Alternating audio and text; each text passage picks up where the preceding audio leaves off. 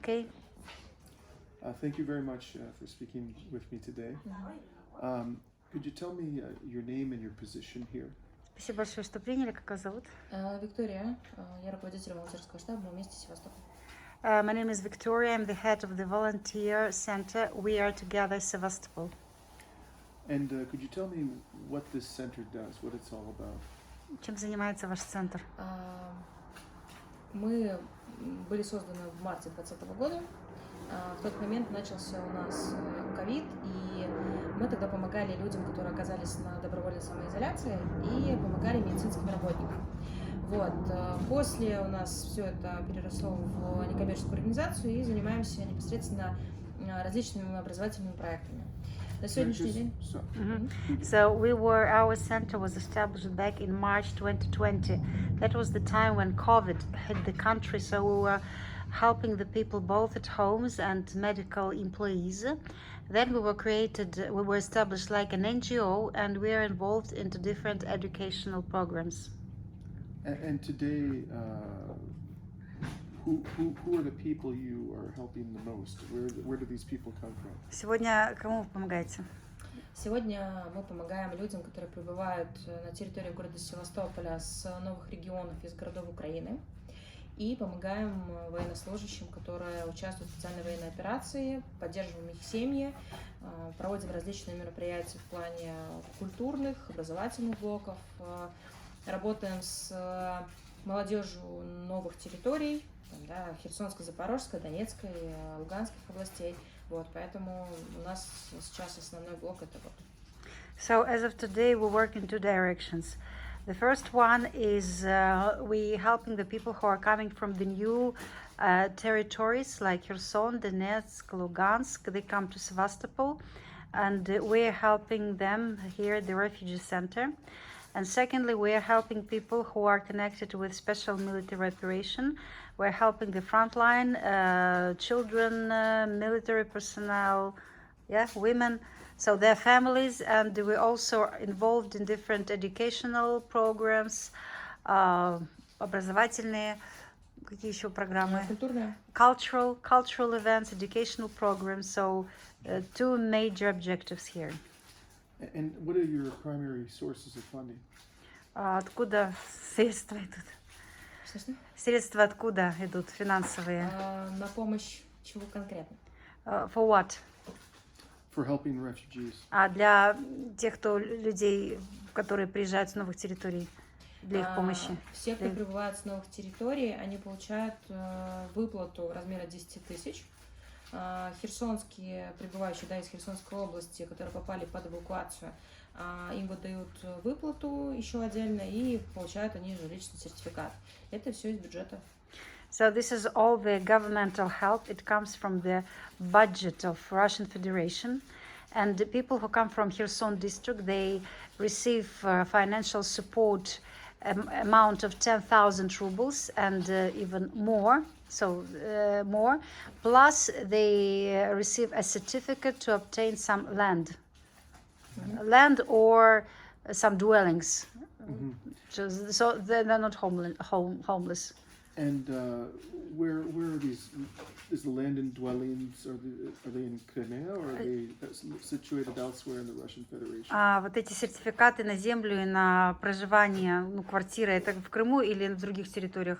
Им выдают сертификаты жилищные, они могут приобрести как на территории Севастополя, Крыма, так и на территории другого региона. So they receive this land or real estate certificate, so to say, so they can buy it anywhere, either on the territory of Crimea, Sevastopol, or other parts of the Russian Federation. And what is the value of this certificate?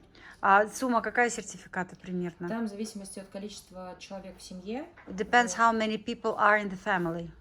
So for one person? Один человек, если просто. Честно, не подскажу, не помню, потому что не мы этим занимаемся. It's not our direct competence. We cannot provide you, exact rubles. And you mentioned people coming from Kherson. What about Zaporozhye, Donetsk, Luhansk, some of С you. этих регионов тоже прибывают, не только с Херсона? У нас прибывают люди с Донецкой, с Луганской, с Запорожской, с Херсонской с февраля 2022 года. Но кроме этих 4 регионов у нас прибывают из других городов Украины. То есть там Киев, Одесса, там есть из Ровного, есть из Днепропетровска, Кировограда и других населенных пунктов и городов Украины.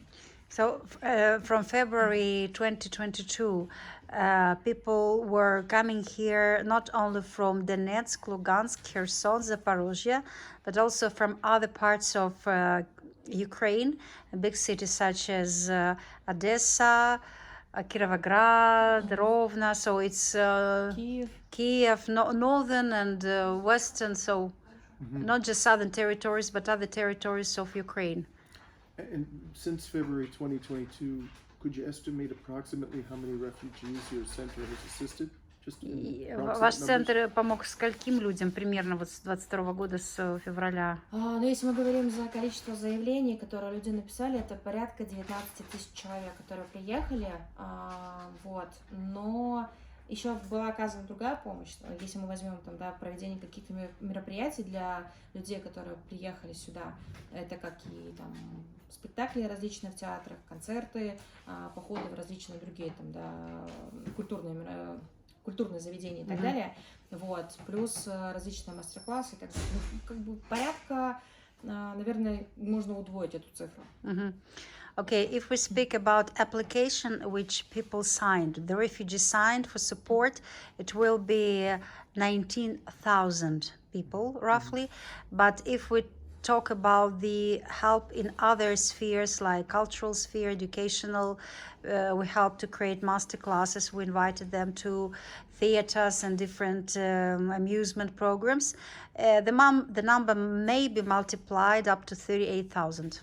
Но многие из них, почему мы удвоили, скажем так, цифру, потому что кто-то приходил, писал заявление на выплату в размере 10 тысяч, а кто-то не писал и просто участвует в наших мероприятиях. So why we multiplied? Because not everyone was applying the application for financial support.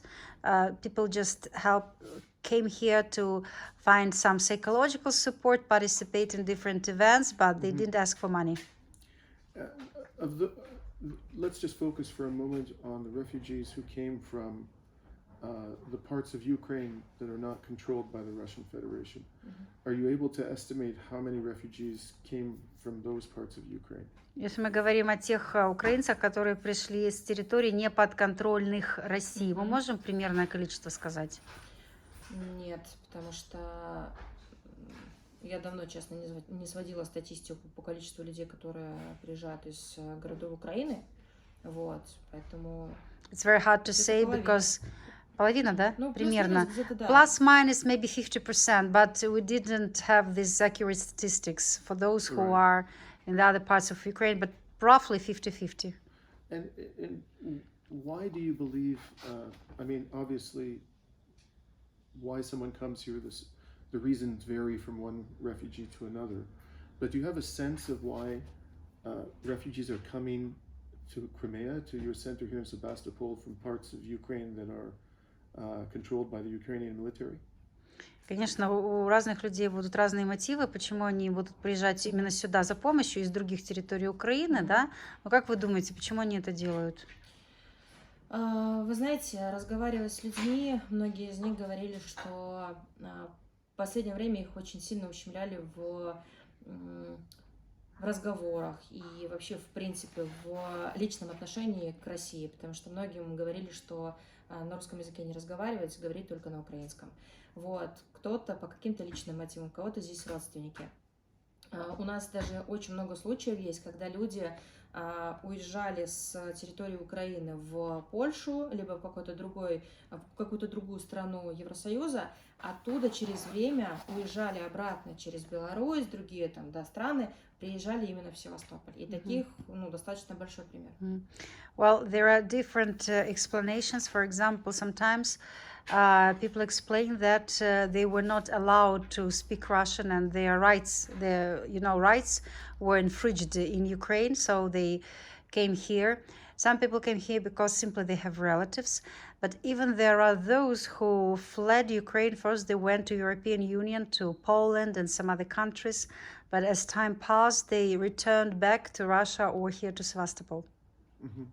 And why is that? Why would they come from Europe and return to Sevastopol? Почему они из Европы сюда переезжают? Мотивов не знаем. We don't know the motives. Да, мы можем только предположить отношение непосредственно к русскоговорящему населению, да, которое уехало на территорию Европы. Но мы стараемся у людей, ну, это, знаете, такая очень тонкая грань, когда начинаешь у человека выспрашивать, почему ты сюда приехал. Кто-то может излить душу, рассказать, а кто-то, наоборот, будет болезненно относиться. Поэтому, если человек настроен на рассказ, он рассказывает. Если нет, но мы как бы стараемся его по этому вопросу, ну, не особо. You know, it's a very sensitive area, and some people are willing to express their feelings and explain why they moved here, but some people are very sensible, you know, and we try not to disturb their internal soul, but who knows? We can only presume that maybe the attitude was not the best to them. They were Russian speakers, and who knows? Maybe the attitude was not the best. And have you encountered refugees from Ukraine who've come here to avoid service in the Ukrainian military? And if so, approximately how many? Встречали ли вы молодых людей, которые старались избежать военного призыва в Украину, поэтому они приезжали сюда, в Россию, в Севастополь? Если такое было, ну, количество тоже можно назвать какое-то или нет? Количество не назову. Были такие люди, были даже девушки, которые сказали, что наши мужья, сыновья остались на Украине, потому что их не выпустили через границу. Вот буквально на днях была женщина, которая сказала, что она пересекала границу Украины-Польши со своим сыном. Сыну 19 лет. Его на границе сразу забрали, а ее выпустили. То есть... We cannot tell you the exact number of those people, but there are cases, and recently there were two young ladies who came here, but their husbands could not cross the border because they were stopped at the border, and there was a case when Ukrainian-Polish border could not be crossed by a woman, so her son also was stopped there. Mm-hmm. So there are cases when Ukraine doesn't allow men to leave the country. Mm-hmm. And how many of the refugees that you have helped, what proportion, end up leaving Crimea and going voluntarily to continental Russia? How refugees volunteer? What proportion of the refugees treated by this center end up leaving Crimea and heading to? Есть понимание, какая пропорция потом процент уехал на континентальную Россию. Кто-то остался, а вот кто-то уехал туда, на континент. You mean from refugees, yes? Yes. Да. Да, есть. Те, кто уехал к своим родственникам. Кто-то сюда, потому что было ближе прибыть сюда, непосредственно на территории либо Крыма, либо Севастополя. Вот. Потом уехали обратно через какое-то время к своим родственникам на территорию Российской Федерации. Кто-то остался здесь, кто-то из Севастополя переехал в Крым. Есть люди, которые вернулись обратно там, к себе в Мариуполь, кто-то вернулся обратно в Донецк, Луганск. Но есть даже такие практики. Yeah, there are. Yeah, we know cases when people came here. Well, first of all, Crimea is pretty close to Ukraine, so it was the nearest area, and refugees first came here. Sometimes they moved to continental Russia to their relatives. Sometimes they moved, for example, to Mariupol, back home. Different cases. Mm-hmm. And my last question for you is how has life here in Sevastopol been affected by this war? Как СВО и война повлияла на жизнь в Севастополе в общем?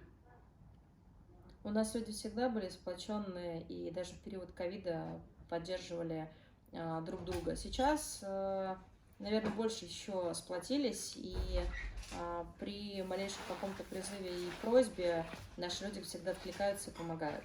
У нас очень много желающих как работать с семьями военнослужащих, с участниками СВО, так и непосредственно отвозить им гуманитарную помощь, помогать работать на новых территориях. Поэтому у нас нет такого, что кто-то настроен наоборот против, все только за и поддерживают. You know, Sevastopol was always known as a city where people were extremely united. They were very united during COVID times when other people needed help. And when SVO started, people became twice united, and they help both the front line, the families of those who are at the front line, with the humanitarian aid, with different parcels. And so you won't find anyone who is against it. You see, people try to help. I actually do have one more question. Do you think that peace is something that we can achieve soon? And if so, what is the best way for us to bring an end to this war? Как And вы I ask you думаете?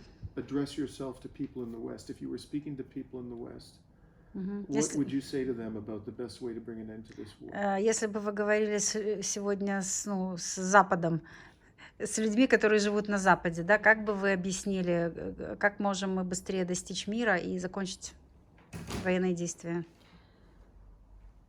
Вы знаете, наверное, здесь не нужно прислушиваться к кому-то одному, к какому-то одному мнению. Здесь не важно, что это за дело, главное, что чувствует человек вот здесь. И если он понимает и знает, что прав этот, а виноват тот, либо наоборот, вот этому нужно идти. Тут в первую очередь нужно следовать самому себе. Если население Запада считает о том, что кто-то из сторон, либо кто-то один прав, один виноват, но тут нужно говорить непосредственно своей власти и своему правительству. Ну, знаю, у меня очень много людей, друзей на Западе, которые поддерживают и всячески пытаются помочь России, потому что у кого-то родственники здесь, у кого-то однокрупники остались. Вот, поэтому знаю, что настрой разный, но в основном есть даже в странах некоторых, которые, наоборот, больше поддерживают Россию, говорят, что делают правильно. У нас есть очень много случаев, когда люди с Германии, с Америки через своих знакомых, которые здесь, говорят, вот, я перевожу деньги своему знакомому, они потом переводят нам, либо приносят через благотворительный ящик и говорят, вот, ребята, они готовы, они поддерживают, и они всегда за. So we cannot say that we should listen to only one opinion in the West, because there are different cases, and as Victoria mentioned, they have people in different countries, Germany, for example, the States, some others, who do support Russia somehow through humanitarian aid, or, you know, like with small financial donation, and they consider that Russia is doing its right way. But it's very difficult to follow other voices, because the person, first of all, should listen to his own heart and to understand, слушать самого себя, да? Да. So, and to listen to his own voice, to his Что чувствуешь, что и делаешь. what your consciousness tells you, your intuition tells you, do what you think is right deep in your heart. But what do you think is right for the West to do? А как вы думаете, что Запад должен услышать? Что он должен сделать? You Что для yourself- Запада you правильно? yourself, what do you think is Правду. right for the West to do? Truth. Правду и в первую очередь проанализировать те события, которые были не сейчас, а намного ранее сделано. They should analyze the events which took place not now, but much earlier. What happened? Это не один год длится, и это длительное время. Очень многие забывают, когда в 2014 году началось все в Донецке. И очень многие упускают этот момент. И очень многие это даже не замечают на том же Западе. А Many это нужно вспоминать, и об этом нужно говорить. Many people in the West even don't remember when it started back in 2014, and it lasted not a year, not 2 years, but much, much longer, and people should remember that when it started. And what do you think was the most important event in the beginning of this war? What was the primary event that caused this war? Как вы думаете, самое основное событие, вот из-за чего началась война, что это было? Вы знаете, я о политике не особо люблю говорить. Это не нам решать, и если началось СВО, значит так надо было. Наше дело сейчас максимально поддерживать бойцов, помогать их семьям и помогать людям адаптироваться, которые приехали на территорию Севастополя, которая здесь находится как на постоянной основе, да, которые решили остаться, и те, которые хотят там, да, побыть здесь временно, потом вернуться домой. So we're not politicians, we're not in this political studies, and we think as SVO started, it means that it had to happen. It had to happen. There was no way out. But it's not our mission to judge, because our mission is to help people, those who went to the front line, to help their families, to help those who are refugees today, but they'll stay here and then one day they would be back home. This is our mission today, to help people who are in the situation. Thank you very much. I really appreciate your time. Спасибо.